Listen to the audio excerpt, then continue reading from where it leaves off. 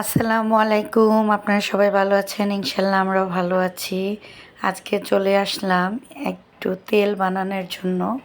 মাথায় অনেক চুল পড়ছে, সেজন্য তেল বানাবো।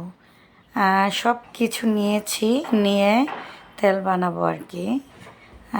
এইখানে হচ্ছে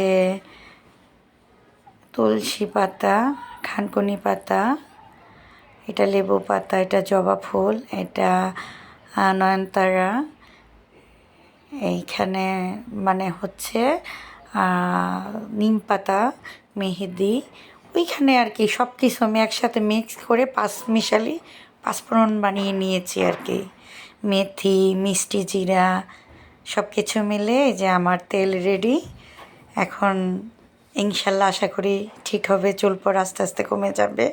সবাই দোয়া করবেন, পাশে থাকবেন, লাইক করবেন, কমেন্ট করবেন, শেয়ার করবেন। আসসালামু আলাইকুম ওয়া রাহমাতুল্লাহি ওয়া বারাকাতুহু।